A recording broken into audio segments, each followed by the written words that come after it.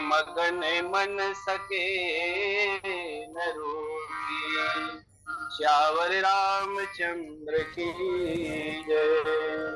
गुरुर्ब्रह्मा गुरुर्विष्णु गुरुदेवो महेश्वर, गुरुर्साक्षात् परब्रह्म तस्मै श्री गुरुवे।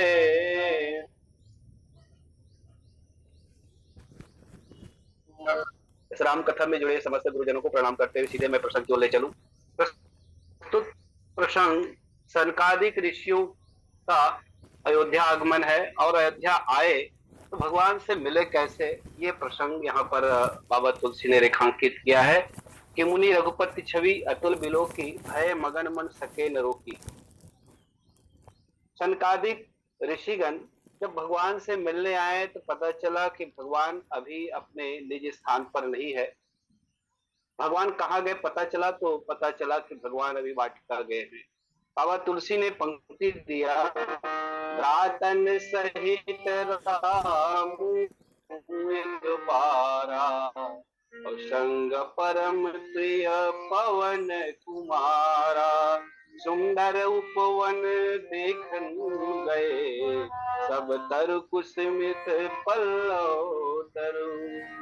पता चला कि भगवान अभी अपने रणवास में नहीं है, वाटिका गए हैं। प्रश्न पैदा होता है कि भगवान को सनत कुमारों का मिलन राजमहल में ना होकर वाटिका में क्यों हो रहा है। मेरे सदगुरुदेव जी कहते हैं कि वस्तुतः भगवान को पता था कि इसके पहले जब ये सनत कुमार मिलने आए तो उनके पार्षद गणों ने उनसे मिलने नहीं दिया और कुपित होकर उनको श्राप दे दिया गया था। शायद इसलिए भगवान ने ऋषि गणों से मिलने का स्थान गए और तभी गणों आए और आए चारों सनत कुमार। चारों जब आए तो बाबा तुलसी ने कहा कि राम रूप धरे जनु चारे वेदा, समदर से मुनि विगत विवेका। ऐसे लग रहे हैं कि चारों जो आए हुए हैं ब्रह्मा के पुत्र हैं, सनक सनंदन सनातन और सनत कुमार। ये चारों मानो चार वेद ही है जो मनुष्य के रूप में आज आए हुए हैं और ये चारों बाल स्वरूप में है, हमेशा जीवन भर सदा सदा बाल स्वरूप में रहने वाले हैं। ये चारों मानो चार वेद ही स्वयं समदर्शी की तरह आज भगवान से मिलने आए हैं। और जब मिलने आए तो भगवान ने क्या देखा, देखा राम मुनि आवत, हर्षि दंडवत किन्न, स्वागत पूछी पीत पट, प्रभु बैठन कह दिन, श्यावर रामचंद्र की जय। भगवान ने मुनियों को आते देखा तो देखा राम मुनि आवत, हर्षि दंडवत किन्न, भगवान से दंडवत प्रणाम किया और पूछा कि मुनिवर आए कैसे हो। और भगवान को देखिए कि अपना पीताम्बर ही प्रभु को बैठने के लिए दे दिया, क्योंकि उपवन है और उपवन में उसके पास कोई सामग्री था नहीं, इसलिए भगवान ने सीधे अपने पीताम्बर दे दिए।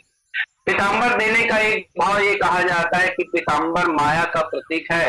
भगवान मानो ये कहना चाह रहे हैं कि यह माया तो संत के शरण में चले जा, और संत के शरण में होने के बाद माया जो है इसी पर व्याप्ति रही है। और माया जब संत शरणागत हो जाए तब उस माया के भी सच्ची सदगति होती है। भगवान मानो पीताम्बर बिछा करके मुनि गणों को, सनत कुमारों को पीताम्बर में बैठा करके उनका अवभगत किए।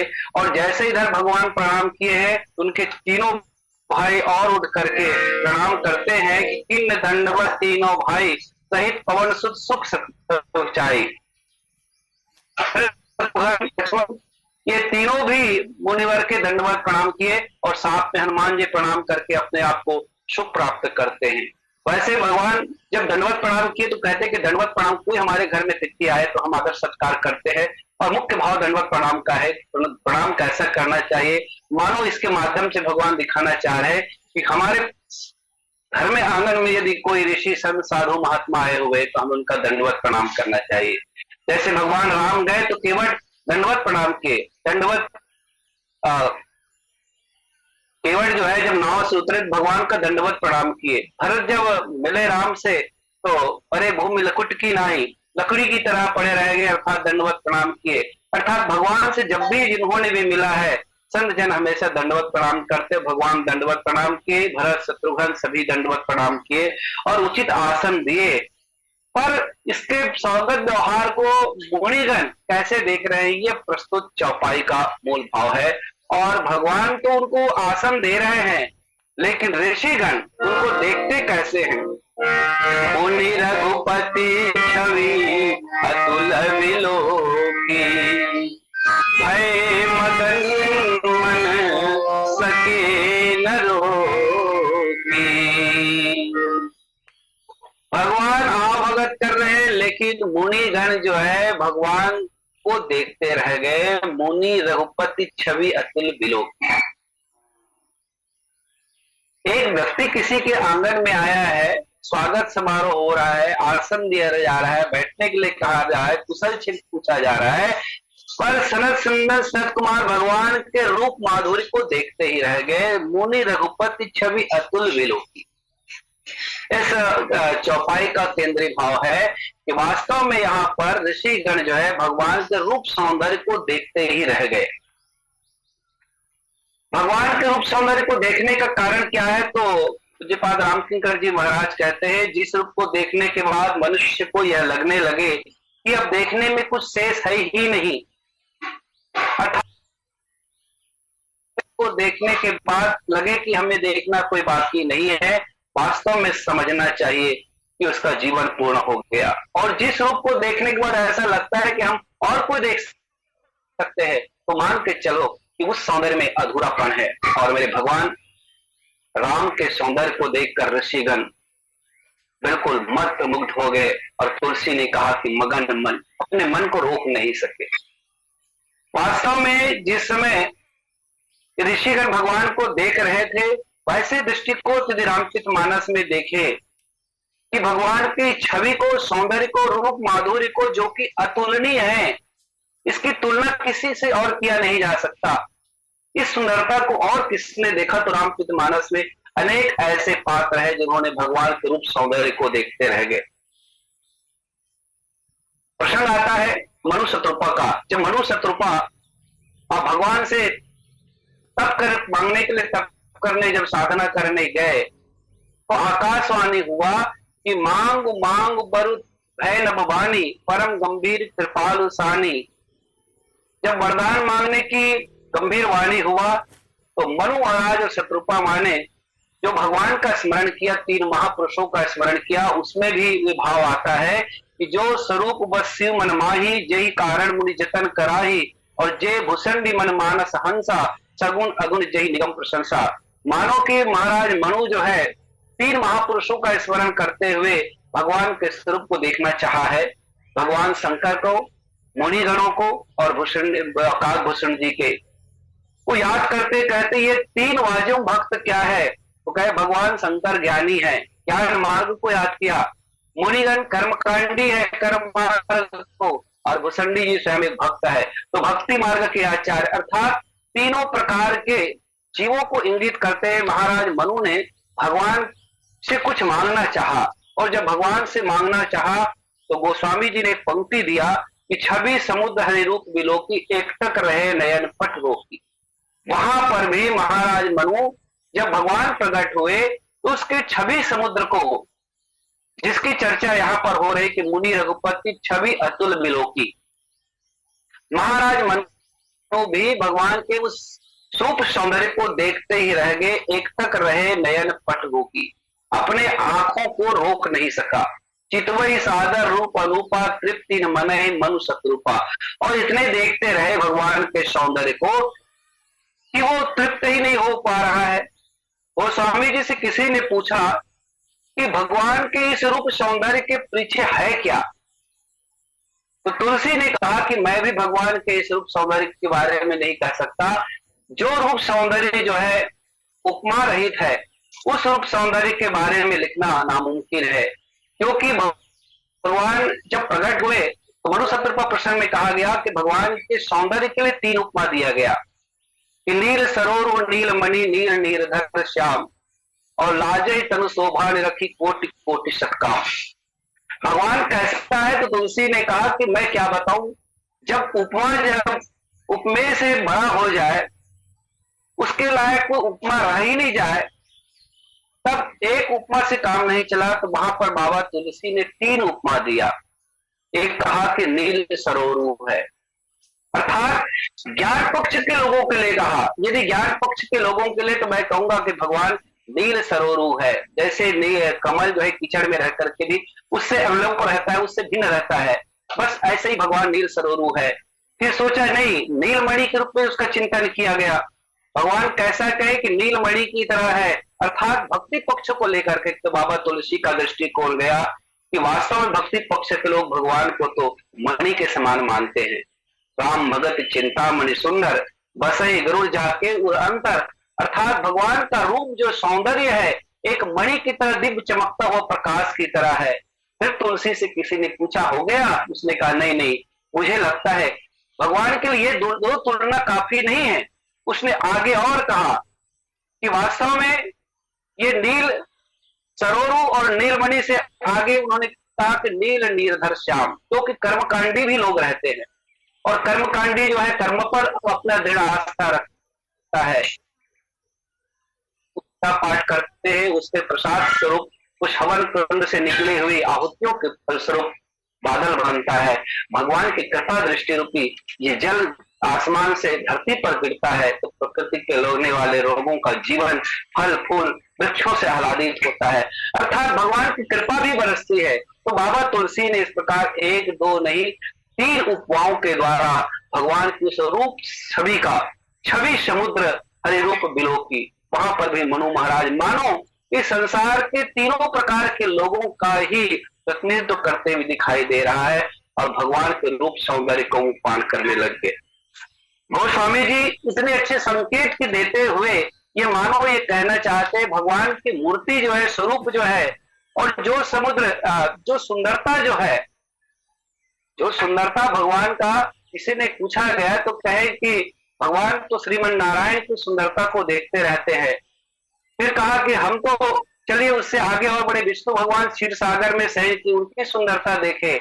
सब कहा कि इनकी सुंदरता के तुलने में भी सनत सुंदर सनत कुमारों का चिंतन यह आता है कि वो छवि जो है, जो छवि क्षीर सागर में भगवान विष्णु का दिखाई देता है, जो छवि श्रीमन नारायण का नर नारायण के दिखता है, उनसे भी कहीं सुंदर आज मेरे श्री राम का सुंदर स्वरूप दिख रहा है। और इसलिए मुनिगण जो है भगवान को जब देखे, मुनि रघुपति छवि अतुल विलोकी, ऐसी छवि जो अतुलनीय है, जिसकी तुलना हम किसी से नहीं कर सकते। भाई कोई व्यक्ति यदि सुंदर है तो उसकी तुलना हम चंद्र से कर सकते हैं कि चंद्रमा के समान उसका मुखमंडल है, और जहां पर उपमा ही ना मिले, तब बाबा तुलसी ने बहुत ही चतुराई के साथ 3 उपमाओं के साथ भगवान के रूप सौंदर्य का वर्णन महाराज मनु के प्रसंग में किया। इस प्रकार यदि हम देखें तो भगवान का जो छवि है, इसकी छवि की सुंदरता को पान करते हुए मुनिगण वहां पर स्तब्ध हो गए हैं, यानी मग्न हो गए हैं। यही प्रसंग भगवान के स्वरूप को देखने का आता है तब जब भगवान श्री राम जनकपुर पहुंचे, और जब जनकपुर पहुंचे भगवान, तो जनकपुर में भी ऋषिगण वहां पर जनक जी महाराज ने सबसे पहले भगवान राम को देखे, विश्वामित्र के साथ पहुंचे हुए थे। तो वो भी कहते हैं कि मूर्ति मधुर मनोहर देखी, भयो विदेह विदेह विशेषी। वो महाराज जनक जो विदेह है, जो ब्रह्मज्ञानी है, वो ब्रह्मज्ञानी व्यक्ति भी थोड़े देर के लिए अपने ब्रह्मानंद को में जो डूब रहते थे उसको भी भूल गए। सहस विराग रूप मनमोरा, और थकी तो हो तो जिमी चंद चकोरा।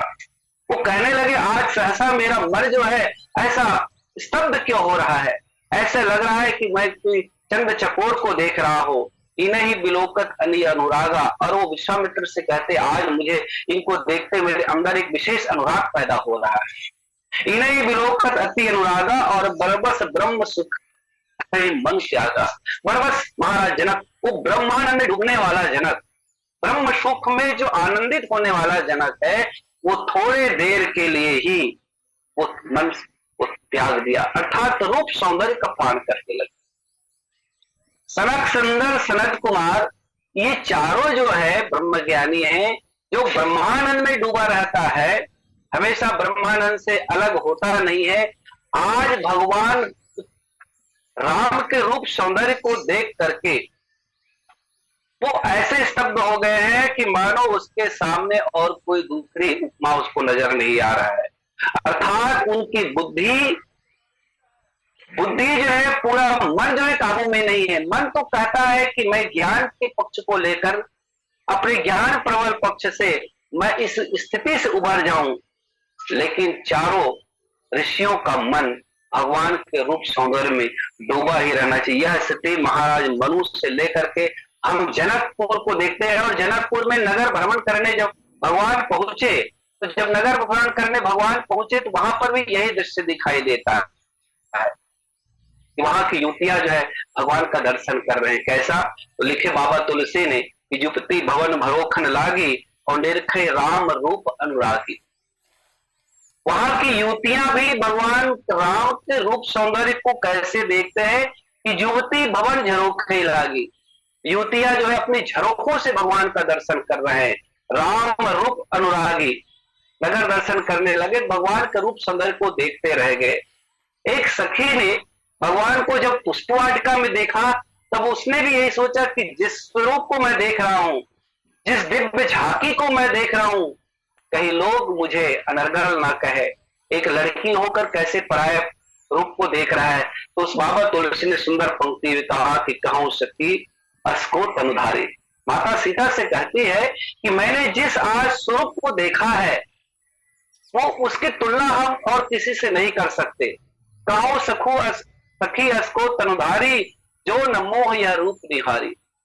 दुनिया के लोगों को जो मोहित ना कर दे, ऐसा कोई शरीर नहीं हो सकता। ऐसा सुंदर श्याम वर्ण स्वरूप मैंने आज देखा है। ऐसा शरीरधारी तो शायद संभव नहीं कि तीन प्रकार के वैसे शरीरधारी होते, जलचर, नभचर और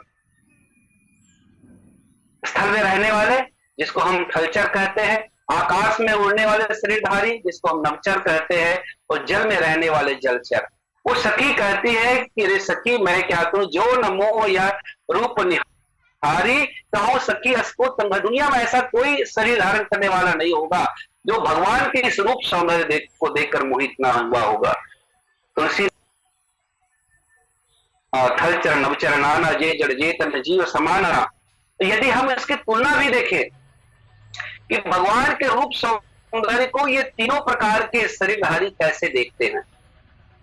थलचर में यदि हम ले, तो बाबा तुलसी ने सुंदर सी बात लिखा कि जीने ही निरख की मन सापन बीछी, तज ही सहज विष तापस पीछी।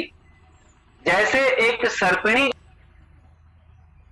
जिसके शरीर में जहर रहता है, उसके प्रति किसी के प्रति ममता नहीं रहता, निर्दयता भरा रहता है, निर्दयी होता है, वो भी सहसा भगवान के रूप सौंदर्य को जब वन मार्ग में भगवान कर रहे थे दंडकारण्य में, तो देखे तो तुलसी ने कहा कि जीना ही निरख मन सांपिनी बीछी। सांप ही नहीं कहा, सांपनी कहा गया। होती है जो अपने बच्चे तक को भी खा डालती है, ऐसी कठोर हृदय की सांपनी भी भगवान के रूप सौंदर्य को देखे तो कहे कि तजा ही सहज विष तापस थी, अपने शरीर के अंदर का विष को सहजा त्याग दिए। ये भगवान के रूप सौंदर्य का चमत्कार कहे या प्रभाव है। भगवान जिसको भी जैसे देखे, जिस भाव से, वो सब देखते रहेंगे। यदि हम रामचरितमानस में देखें तो शूर्पणखा ने भगवान को देखा, जैसे मुनिगण देख रहे हैं, मुनिगण को देखने का तरीका अलग है, लेकिन शूर्पणखा भगवान राम को देखे कैसे दे, तो होई विकल सक मन ही न रोकी, वो भी अपने मन को नहीं रोक सकी।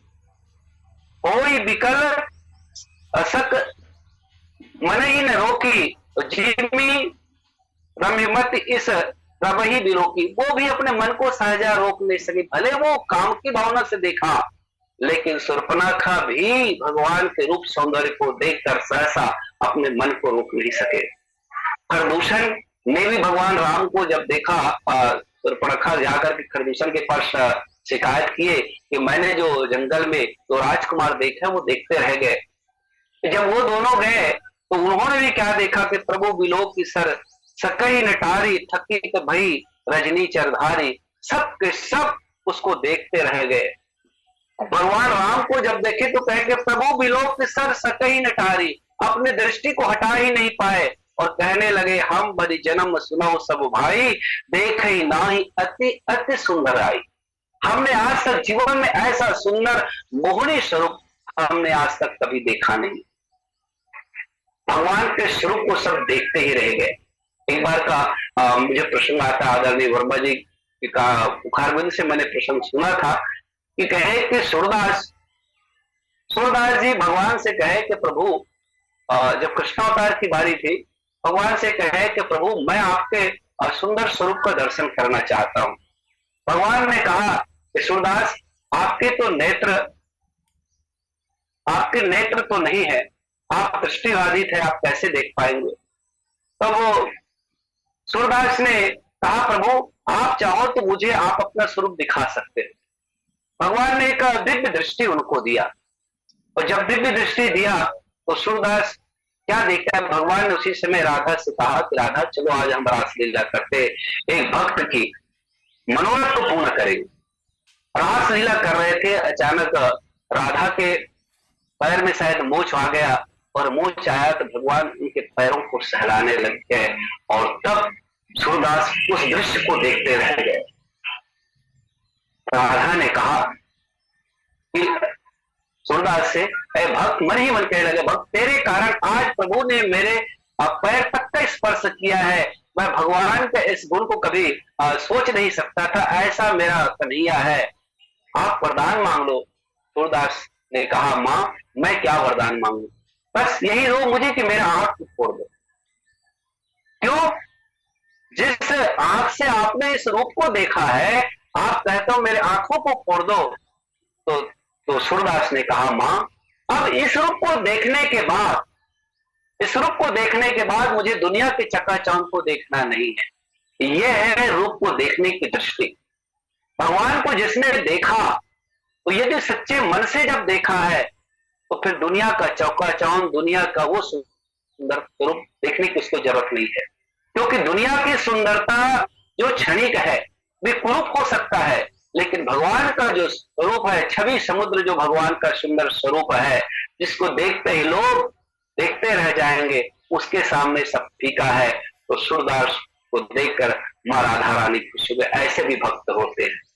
अर्थात मानो ये प्रसंग, ये कथा ये कहना चाहता है कि भगवान को जिसने भी देखा एक बार, वो देखते रह गए। लेकिन भले शूर्पणखा जिस भावना से देखा, खरदूषण ने जैसा भी देखा, अत्रि ने देखा भगवान को तो कैसा देखा, तुलसी ने देखा कि देखी राम छवि नयन पुराने, तो सागर निज आश्रम पधारे।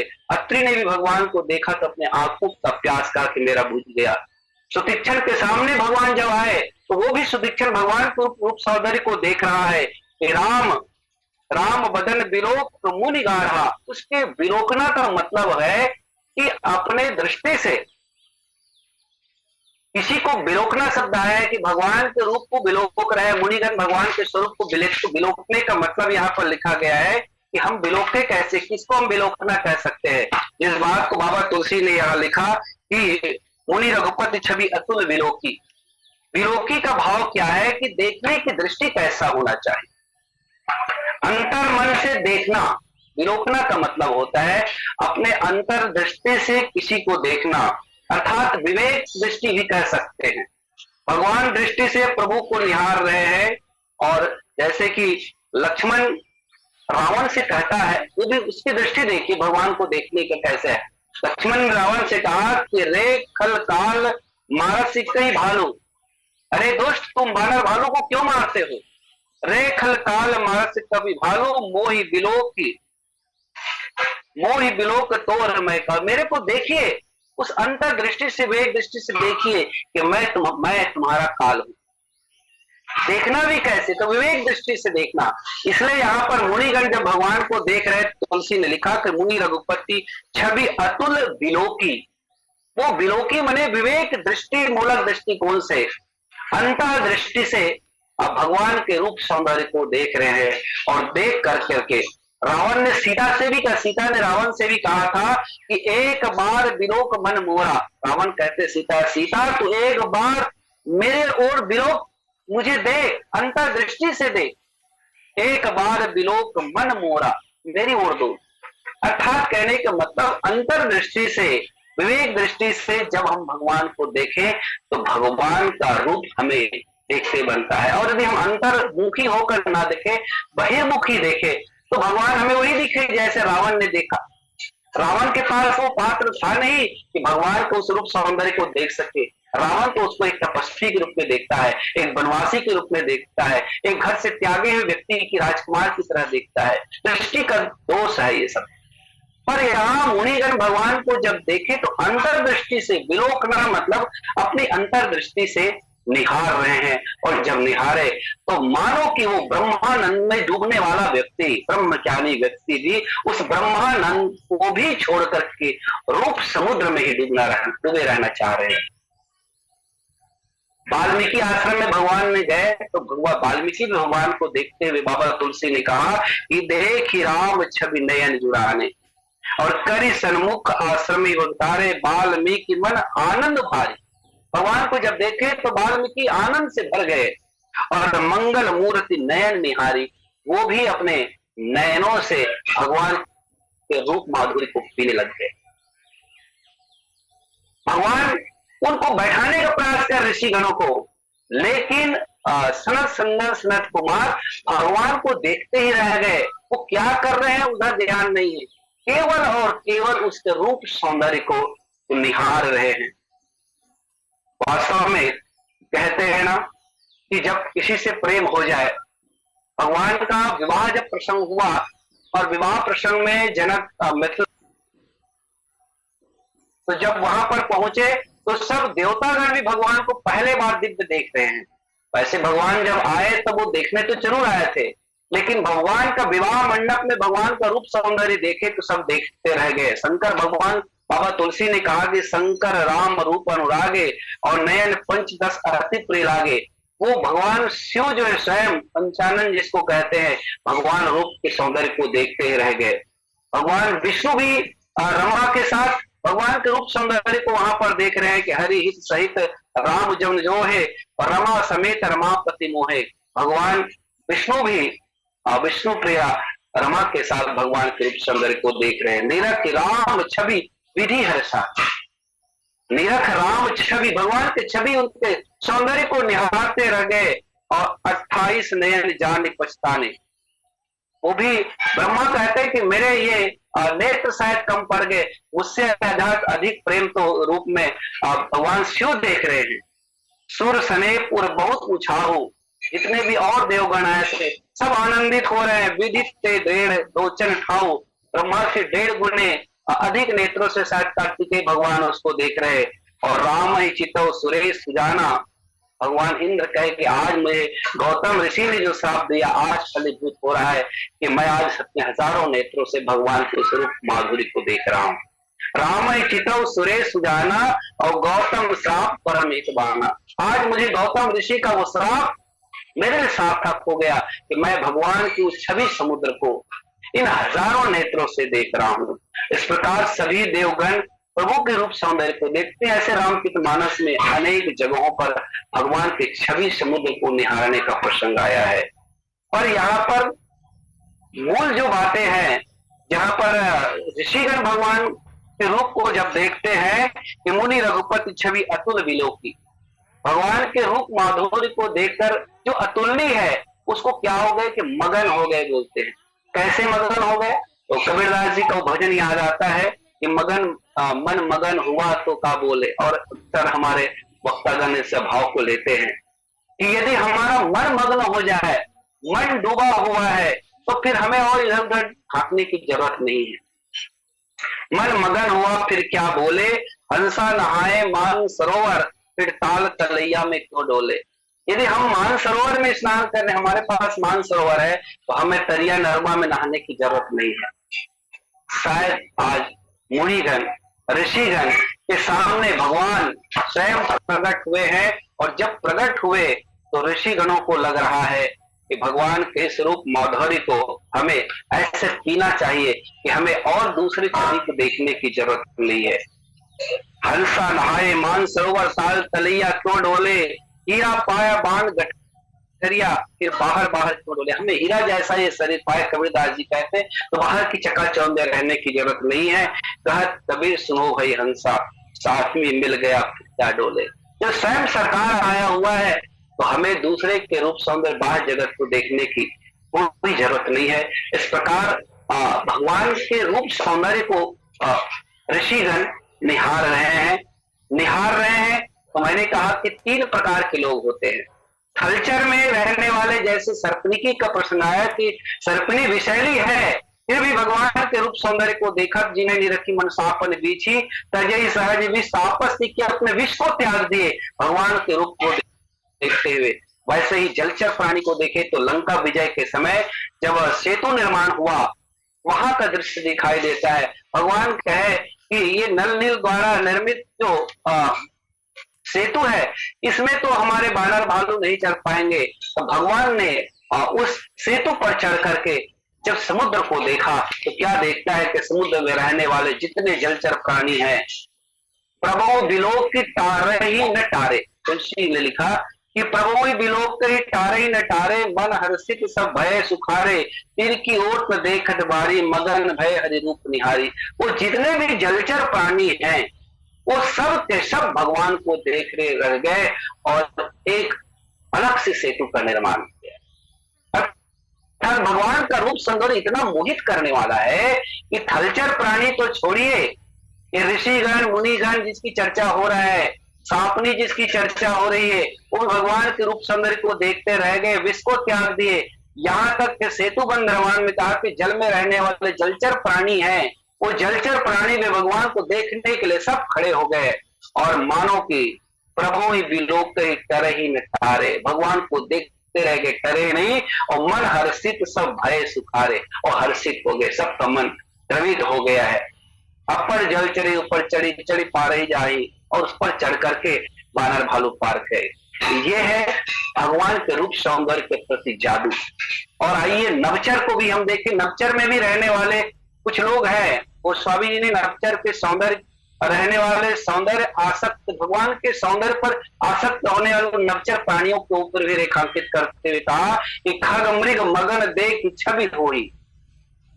जब भगवान वन की ओर चले, वन मार्ग की ओर चले, तो बाबा तुलसी ने कहा कि खग पक्षी है और थल में रहने वाले मृग है। खग मृग मगन मगन हो गए, देख इच्छा भी हो ही, भगवान के सुंदरता को देख करके लियो चोर चित राम बटो ही। एक पथिक जो होता है, रास्ता चलने वाला जो व्यक्ति होता है, वो कभी सुंदर नहीं हो सकता। हम 1 किलोमीटर भी पैदल चलेंगे, हमारे पसीने में, माथे पसीने के बूंदों में लपटा जाता है, हमारे चेहरे में एक झुंझुनाहट सा आ जाता है। लेकिन भगवान जब वनपथ पे चल रहे हैं, बाबा तुलसी ने कहा हुआ गजब का भगवान का रूप सौंदर्य है। मृग जो है, शावक जो है, और यहाँ तक कि आकाश में उड़ने वाले पक्षियां, खग मृग मगन सब मग्न हो गए देख की छवि, और भगवान के सौंदर्य को देखते रह गए। चोद चित राम बटोहिया, ऐसा बटोहिया, ऐसा पथिक तो हमने आज दुनिया में देखा नहीं, जिसकी सुंदरता देखते सब उसकी ओर आकर्षित हो रहा है। इस प्रकार ये पूरे प्रसंग वास्तव में भगवान के उस रूप सौंदर्य का वर्णन है। बाबा तुलसी ने जब कहा इस रूप सौंदर्य के पीछे भगवान को देखने का दृष्टि कैसा होना चाहिए, दंडवत तो किया गया, भगवान को दंडवत प्रणाम करके देखना कैसे है, तो मुनिगण भगवान को जो देखे वो दृष्टि हमारे आपके जीवन पे लिए लगता है। हम भगवान को कैसे देखें, ऐसे नहीं। हम दरवा धाम गए थे, आदरणीय महाराज जी शर्मा जी प्रणाम कर रहा हूँ, आप मुझे दिख रहे हैं, और हमारे हनुमान जी दिख रहे हैं। हम दरवा धाम गए थे, हम सबने देखा, कोई उसको देखा मूर्ति के रूप में देखा होगा, कोई देखा कि और किस रूप में देखे, लेकिन कुछ लोगों ने जब हनुमान जी को देखे तो दंडवत प्रणाम किए। कई लोगों के मन में अलग अलग दृष्टिकोण है, तो प्रस्तुत प्रसंग में ये हमारे लिए केंद्रीय भाव ये छिपा हुआ है कि भगवान को हमें देखने की दृष्टि कैसा होना चाहिए। हर व्यक्ति के पास दो दृष्टि है, ज्ञान विराग नयन उद्गारी। ये दो प्रकार की दृष्टि हम सब लोगों के पास है। हमें देखना कैसे है, हम ज्ञान के दृष्टिकोण से देख रहे हैं कि हम ये दूसरे दृष्टिकोण से देख रहे हैं। लेकिन इस प्रस्तुत प्रसंग में मुझे जो केंद्रीय भाव मिलता है वो यही कहता है कि भगवान को हम जब देखे तो कैसे देखे कि केवल भगवान के बाहरी स्वरूप को ना देखे। जिस स्वरूप के लिए महाराज मनु ने कहा कि जो बिरची भगवान भुषंडी जी ने जो देखा, भगवान शंकर ने जिस स्वरूप का दर्शन करना चाहता है, बस उस स्वरूप की तरह हम भी भगवान के उस स्वरूप को देखते रहे। पुनि रघुपति छवि अतुल बिलोकी और भय मगन मन सके न रोकी। वो अपने आप को रोक नहीं सके।